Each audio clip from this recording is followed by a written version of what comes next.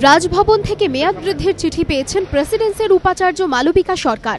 15 August থেকে আগামী 6 মাস কিংবা পরবর্তী উপাচার্য আসা পর্যন্ত মেয়াদ বৃদ্ধি।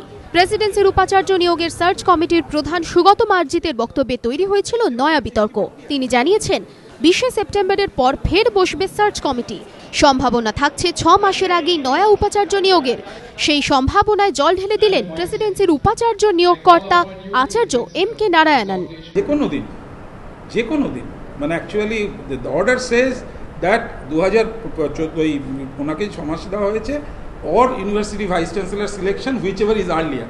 তার মানে যদি অক্টোবরের 18 তারিখে কোনো ভাইস চ্যান্সেলর সিলেক্টেড হয়ে তিনি 19 তারিখে জয়েন করতে চান, order as far today the decision of that was that a decision of the government and of chancellor.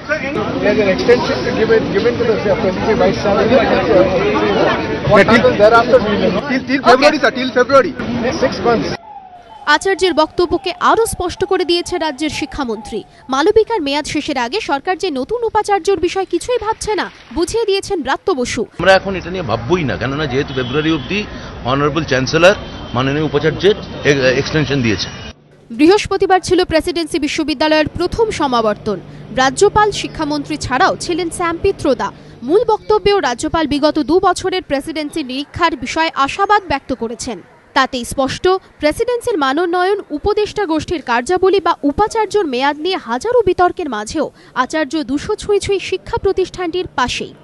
সমাবর্তন চলাকালীনই প্রেসিডেন্সির ছাত্ররা একাধিক দাবিতে অবস্থানে বসেন।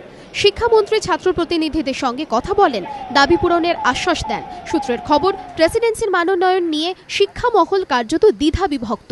সেই প্রেক্ষাপটে নারায়ণন ও ব্রাত্য বসু রাজভবন ও রাজ্য সরকারের প্রেসিডেন্সি বিতর্কে মতৈক্যর নয়া বার্তা দিল। কৃষ্ণেন্দু অধিকারীর রিপোর্ট, ABP আনন্দ, কলকাতা।